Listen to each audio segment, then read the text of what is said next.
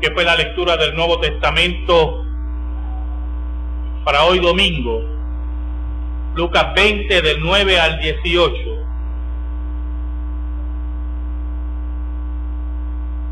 Nuestro sermón lleva como título 7 graves errores.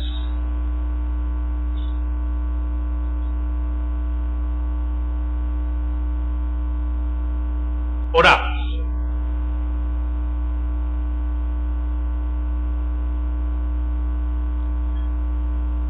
Gracias, Señor. Gracias por la oportunidad que nos das a nosotros, enemigos tuyos, pero cercanos por Cristo Jesús, para predicar tu palabra. Perdona nuestros pecados, escóndenos bajo la sombra de la cruz, y que tú seas glorificado. Llega al corazón de tu pueblo, oh Señor, llega a su corazón por tu gracia, en el nombre de Jesús. Amén y amén. Lucas 20, versículos del 9 al 18. 7 graves errores. Hermanos, continuamos en Cuaresma, ¿verdad? La Cuaresma, para nosotros que veníamos de otra tradición, pues no significaba más que Semana Santa. Y una forma de excusa para atraer a otros al Evangelio. Pero regularmente en Cuaresma, la mayoría del pueblo intenta buscar a Dios y establecer diferentes rituales religiosos que posiblemente en todo el año ni le interesaron, no le causaba ninguna atención, no le causaba en ellos ningún despertar espiritual. Es en Cuaresma y principalmente en Semana Santa donde estos rituales religiosos tienen un significado, valga la redundancia, ritualista. Es en esta época que podemos invitar a personas que posiblemente en todo el año no visitan la iglesia y con más facilidad pueden acompañarnos a la misa.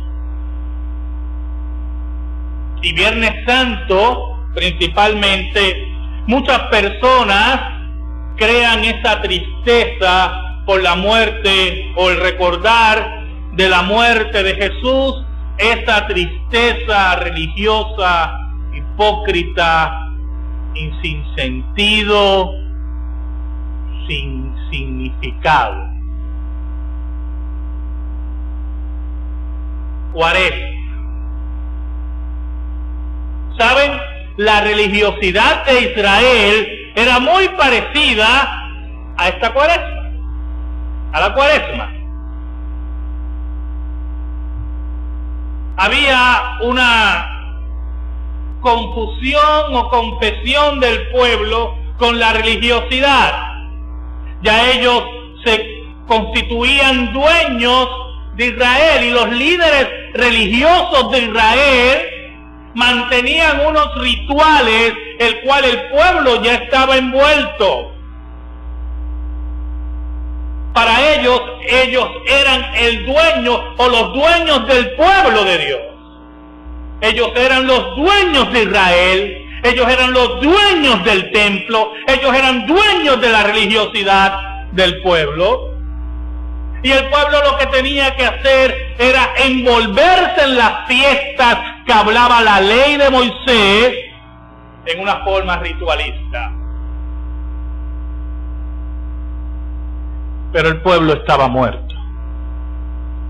Y los religiosos de Israel eran sepulcros blanqueados. Pero esos religiosos de Israel tenían agarrados por el cuello al pueblo. El pueblo no se atrevía a hacer nada sin el permiso de esos religiosos. Ellos se consideraban los creadores del plan de Dios y la Escritura había perdido pertinencia por la tradición de los ancianos. Por lo tanto, cuando Jesucristo irrumpe en la historia de Israel en su ministerio público, Israel vivía una eterna cuaresma, con religiosidad, con rituales religiosos y profundamente muerto. ¿Sabes, hermano? No importa cuántas veces hayas llevado una imagen de Jesús por las carreteras. No importa cuántas veces cantes los himnos relacionados con estos días que tienen un significado. Si no tienes a Dios, estás muerto, estás vacío, eres un sepulcro blanqueado. Y los sepulcros son de silencio, de muerte y pestilencia. Es en esa sociedad que Jesús irrumpe. Comenzó tranquilo su predicación. Para muchos era otro predicador itinerante, otro que iba a seguir la tradición de Juan el Bautista, y posiblemente algunos pensaron, otros que le van a cortar la cabeza. Pero había algo en Jesús que hacía tambalear las bases religiosas y rituales de Israel. Sus señales y sus enseñanzas hacían palidecer a cualquier profeta y aún a Juan el Bautista. Posiblemente al principio, y como nos enseñaran los evangelios, las señales que hacía Jesús pues pasaron desapercibidas. Algún cieguito por aquí, algún cojito por allá, pero como yo le he enseñado a ustedes, había algo que Jesús hacía que los fariseos no toleraban, y era su enseñanza. Jesús era maestro sobre todas las cosas. Y esto afectaba la falsa religiosidad de Israel. Afectaba a los fariseos, afectaba su control religioso, sus posiciones cómodas, su economía y sus vidas. Y usted dirá, ¿qué queremos decir con que sus vidas? Israel, que se daba de muy nacionalista y que creó muchos problemas al Imperio Romano, eso era un grupo, hermano. Los fariseos que estaban en el poder no querían perder sus posiciones y sabían que la prédica de Jesús llamaría la atención tarde o temprano del Imperio Romano. Y a ellos no les importaba si Jesús predicaba la verdad o la mentira, o si Jesús resucitaba muertos o vacas. A ellos les interesaba su posición política, económica y religiosa. Una cuaresma.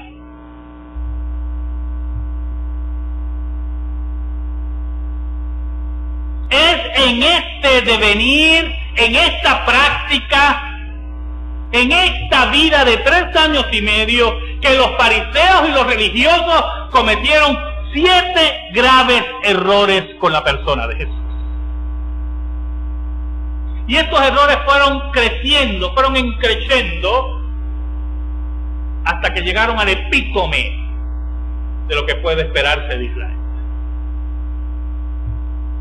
7 graves errores. ¿Saben, hermanos?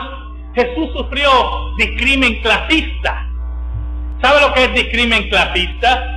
¿Sabe? Yo trabajé en una tienda por departamentos en Puerto Rico que tenía fama de caché, González Padín, y tenía buena fama, o sea, la fama era verdadera.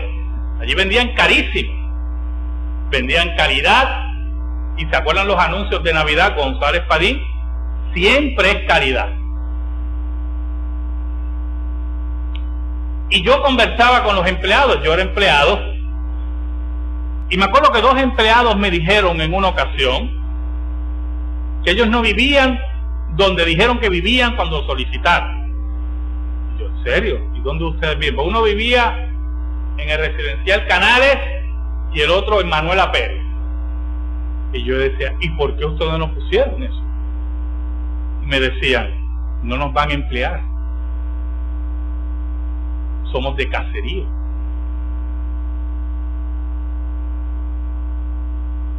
¿Saben, hermanos? Jesús sufrió ese discrimen. ¿Saldrá algo bueno de Galilea? ¿Quién te dijo que algo saldrá bueno de allí? Decían de Jesús. Ese infeliz que salió de allí nos va a enseñar a nosotros. Ese discrimen clasista, de clases, de lugar, de etnia, esa etnofobia, sufrió Jesús. Era una forma de los fariseos, era una forma de los enemigos de Jesús, de las sectas de los saduceos, de todos ellos, de rebajar la vida de Jesús, del confrontamiento que hacía Jesús a la vida religiosa de Israel, al llamado al arrepentimiento, a volver al Dios de Israel. Un discrimen clasista. ¿Cómo ese muchacho que se crió con... Ve acá, por aquí no está... Ese no es el hijo de José.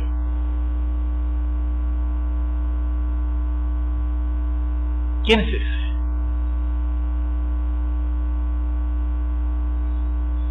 ¿Sabes? Jesús fue llamado falso maestro. Estaba en la sinagoga y le dan a leer el rollo de Isaías. Y lee el rollo de Isaías y declara después que termina de leer: hoy se ha cumplido esta palabra ante vosotros. Y la sinagoga se volvió un pandemonium. Y allí Jesús fue declarado falso maestro. ¿Y cómo te atreves a enseñar eso? ¿Quién eres tú para enseñar eso? Uno tras otro, los fariseos, los saduceos, los escribas enfrentaban a Jesús y cometían graves errores contra él. Y mientras Jesús seguía predicando su mensaje y seguía haciendo señales del reino, los fariseos se confundían más. Y no hay cosa más terrible, hermano, y escuche muy bien, que cuando usted se confunde, no sentarse a meditar. ¿Oyó? No hay cosa más terrible de que cuando usted está confundido, pierda el control. Cuando nos dicen siéntate y respira, respira primero, hondo. Los fariseos tenían que sentarse a respirar hondo. Pero su pecado no los dejaba. Pero Jesús lo dijo: ninguna planta que mi Padre haya sembrado no podrá dar fruto, refiriéndose a los religiosos de Israel. ¿Sabes? Jesús fue llamado falso profeta. ¿Sabe algo? Jesús caminaba, qué cosa tremenda. Jesús caminaba por el templo y los fariseos detrás. Y los fariseos y le enseñaban, y también estaban otros, le enseñaban la majestuosidad del templo. Ese era el segundo templo que había sido remodelado por Herodes.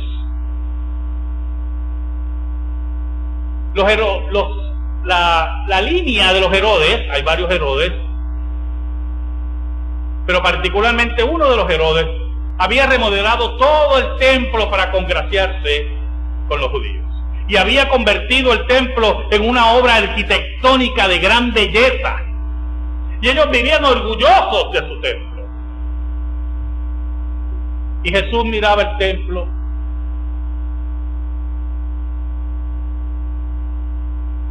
y le dijo: escucha,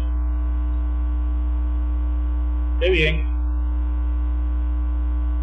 derribaré este templo y en 3 días lo edificaré. Entonces, como están confundidos los fariseos y toda esta gente, y no escuchan, lo miran y le dicen: 40 y pico de años, 46 años hemos tardado, y tú dices que en 3 días lo vas a edificar. Y el evangelista nos dice que él hablaba del templo de su cuerpo, de su resurrección. Pero había una indicación muy importante: toda la actividad del templo, escúcheme hermano, toda la actividad religiosa, todo el ritualismo religioso de Israel iba a pasar a buena historia, iba a desaparecer. Estaba surgiendo un nuevo templo en el Israel de Dios, que era Jesús, el Israel corporativo. Toda esa religiosidad, toda esa cuaresma eterna que tenían los fariseos iba a desaparecer. Cristo dijo que no iba a quedar piedra sobre piedra, pero los religiosos lo consideraban un falso profeta.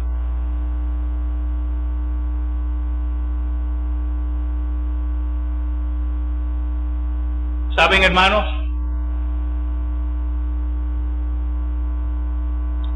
Jesús fue llamado bastardo. Y yo usé una palabrita que se puede usar desde el púlpito. Pero Jesús era considerado un hijo bastardo.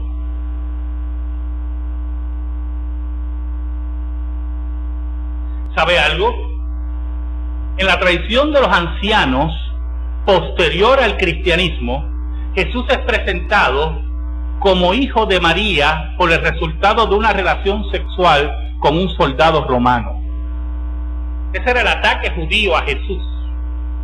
Pero aún más, en la Biblia, en uno de los confrontamientos en Juan, los fariseos le dicen a Jesús: nosotros no somos hijos de fornicación. Tú eres un bastardo. Tú eres el resultado de una relación sexual ilícita, fuera de la familia. Nosotros somos hijos legítimos de Dios, hijos de Abraham. Hijos de Abraham.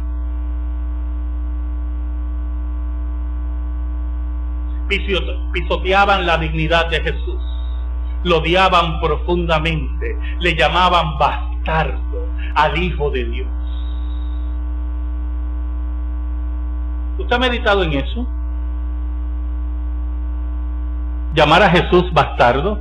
¿Usted sabe lo que pasa? Reina Valera usa un español tan rebuscado que algunas veces leemos estos pasajes y los pasamos de vista. Pero cuando los fariseos le dieron hijo de fornicación, le están diciendo bastardo a Jesús. Tú eres un hijo ilegítimo. Nosotros tenemos sangre real, sangre verdadera. Ustedes, de Dios Jesús, ustedes son hijos del diablo. Ese es su padre. Ese es su único padre, decía Jesús. Y a su padre obedece.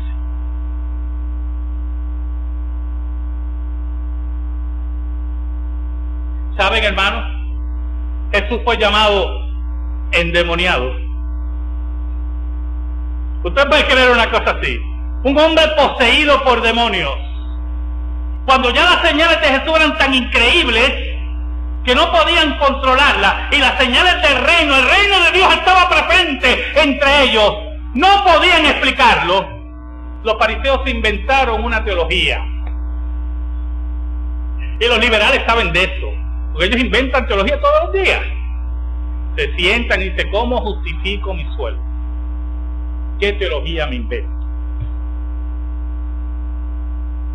¿Cómo justifico mi cátedra? Y los fariseos se sentaban, ¿y cómo vamos a detener a este hombre? Y algún brillante de ellos, muy brillante, se le ocurrió, lo que pasa es que las señales que hace son del diablo. Él las señales que hace, él sana por el diablo. Esto es. Y corrieron, vamos a buscarlo. Y estaba Jesús sanando enfermos, dándole libertad a los caídos, libertando a aquel que estaba atado, resucitando muertos, enseñando la palabra de Dios. La palabra de Dios que es como espada de dos filos. Y el pueblo alegre, recibiendo esa palabra que nunca muere, como él mismo dijo, el cielo y la tierra pasarán, mas mi palabra no pasará. Y llegaron los fariseos, aquí tenemos el argumento, aquí lo vamos a detener.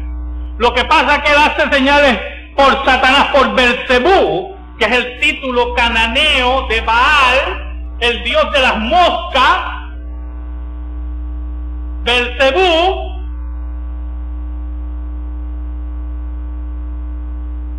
por Satanás. Y entonces el que tiene la mentecita de esa de 5 y 10 debe haber dicho, eso es verdad. Porque la gente que está interesada por los panes y los peces y por religiosidad pasajera le da tanta cabida a toda esa basura de teología. Y Jesús los miró y le dijo, ¿verdad? No sé, explícame esto. No dijo así, pero explícame esto. Satanás saca a Satanás. ¿Cómo es eso? ¿Cómo un reino dividido puede mantenerse en pie? Satanás echa a Satanás. Satanás entra a un cuerpo y él mismo lo saca. Y colorín colorado, todo el mundo queda. Explícame eso. Y cuando Jesús rebatió la teología efímera, pobre, sin significado de la religiosidad de Israel, los fariseos no sabían qué decir. El endemoniado sabía más que los fariseos.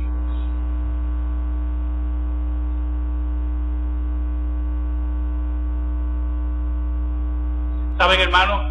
Jesús fue llamado blasfemo.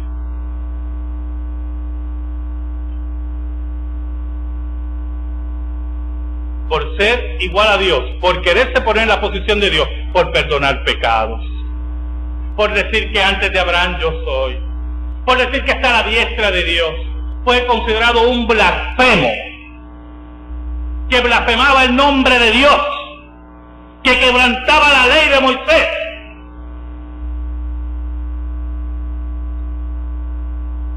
Y así, en este sexto error, los fariseos entonces planearon su más grave error.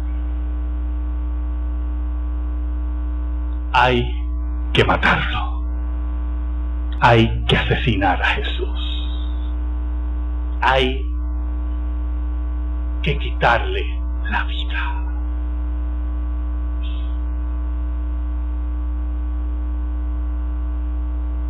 Mire cómo dice el versículo 9. Comenzó luego a decir al pueblo esta parábola. Un hombre plantó una viña, la arrendó a labradores y se ausentó por mucho tiempo. Hermanos, parte del alto del Jordán, las riberas, parte de las riberas del mar de Galilea, muchas porciones extensas de la misma tierra de Galilea, tenían dueños extranjeros. Cuando Jesús está dando esta parábola, la gente sabe de qué está hablando Jesús. Todas estas áreas tenían dueños extranjeros. Y estos dueños encargaban a gente de la localidad para que fueran los administradores de su tierra. Y ellos se iban y esperaban que estos administradores, la ganancia que sacaban, se la enviaran. Si eran malos administradores o había problemas con el clima, recuerde que estamos hablando de una administración de la tierra, de la agricultura, había malos tiempos, se afectaba a recibir el fruto. Pero en este caso, Jesús habla de unos administradores peores. Eran malvados, malos administradores, malvados administradores.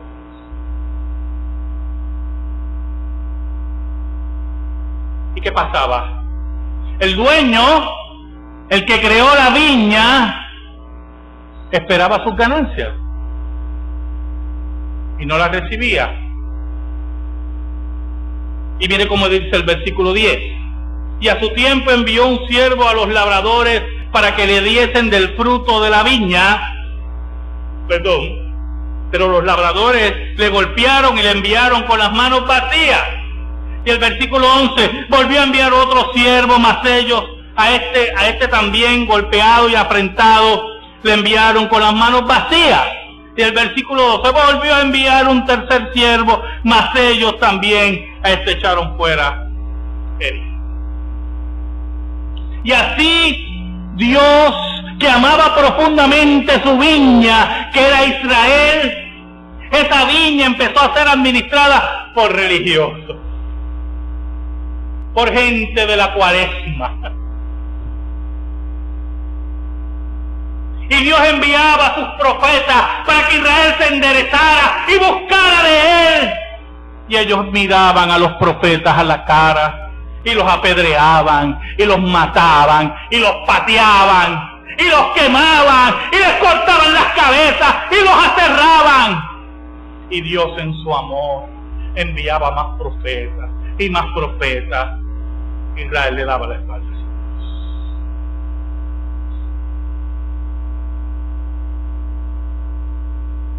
Mira el versículo 3. Entonces el Señor de la viña dijo, ¿qué haré? Qué imagen tremenda de Jesús, ¿eh? Qué imagen tremenda del amor de Dios. Yo quiero que usted entienda el amor de Dios. Usted puede imaginarse a Dios diciendo, ¿qué haré? Los que estudian teología aquí muy bien saben que Dios no va a hacer esa pregunta. Pero es una imagen del amor de Dios. Porque Dios pudo haber mirado la viña, esta es la viña. ¿Qué haré? Se acabó la viña.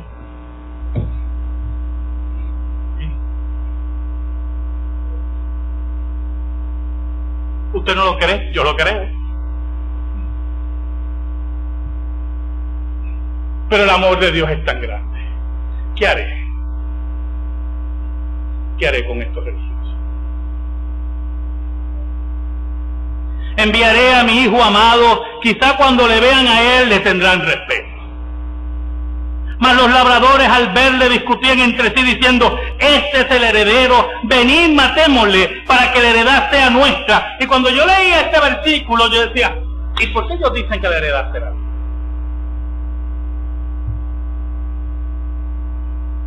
¿Se acuerdan lo que dije al principio? Se creían dueños de Israel y de la vida espiritual de Israel y de los planes de Dios. Nosotros forjamos los planes de Dios. Aquí Dios no manda, aquí mandamos nosotros.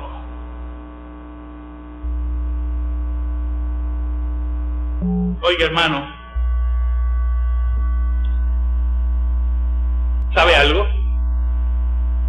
Había una ley que decía que si el dueño de un terreno moría y no tenía herederos, cualquiera podía venir, ocupar el lugar y reclamarlo. Y aún más lo podía reclamar los que lo administraban. Por lo tanto, cuando ellos vieron a su hijo venir, ¿qué pensaron? El dueño murió. Por eso él no viene, mandó a su hijo. Por eso viene el hijo, porque el dueño murió. Vamos a matarlo y reclamar la viña.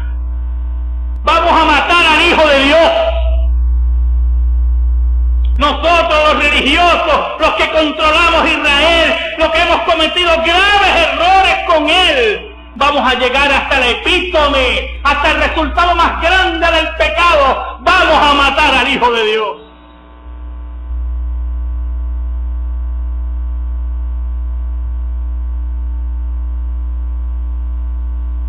Mira el versículo 15. Y le echaron fuera de la viña y le mataron. ¿Qué pues les hará el Señor de la viña? ¿Se acuerdan la imagen? ¿Qué hará el Señor de la viña? Vendrá y destruirá a estos labradores y dará su viña a otros. Cuando ellos oyeron esto, dijeron: Dios nos sirve. Oiga, hermanos, Dios le ha quitado la administración del mensaje a Israel hace 2000 años. Él ha edificado un nuevo pueblo que es la iglesia.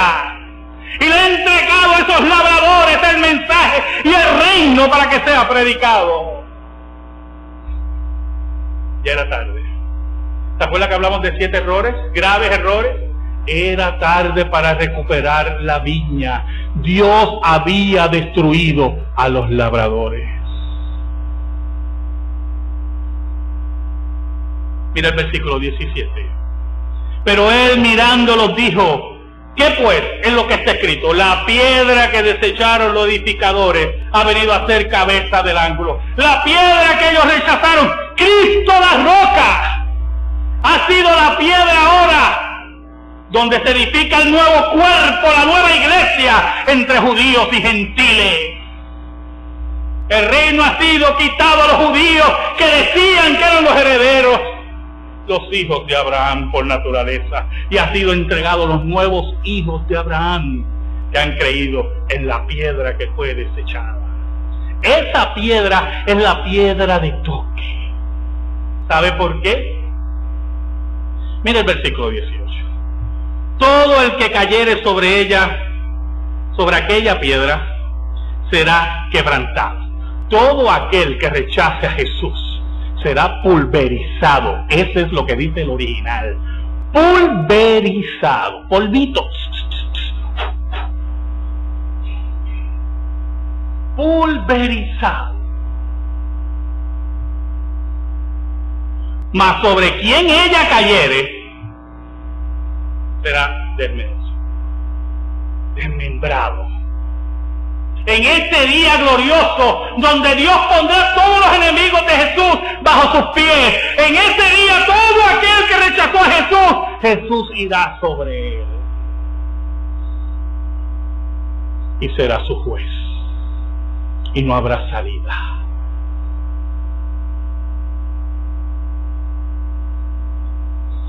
¿Sabe, hermano? Cada vez que el ser humano, cada vez que salimos por las calles, cada vez que un religioso en este país sale por las calles en Cuaresma, y solo en Cuaresma, para glorificar yo no sé a quién, al que no conoce, comete los 7 graves errores de los religiosos israelíes. Discrimina contra Jesús porque pertenece a una parte de mi año y no me queda otro remedio. Le llama falso maestro porque no sigue sus enseñanzas. Le llama falso profeta porque no cree que el futuro lo controla Dios. Le llama bastardo porque ni le rinde culto como el Hijo verdadero de Dios. Le llama endemoniado porque no se arrodilla ante él. Le llama blasfemo porque él mismo blasfema a Dios. ¿Y sabe algo? Todos los días asesina su ley, asesina a Dios y asesina a Jesús.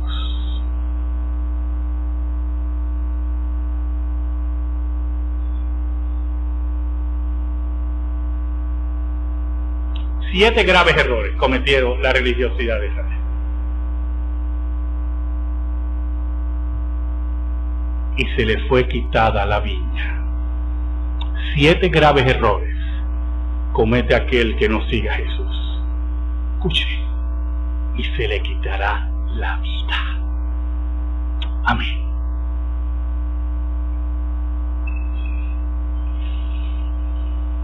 Gracias te damos, Señor. Gracias te damos en esta tarde por tu palabra, única regla de fe. Te pedimos ahora que la que ha sido predicada sea bálsamo para nuestras vidas y reflexión para nuestras mentes. Que tú seas nuestra porción. Por Cristo Jesús. Amén y amén.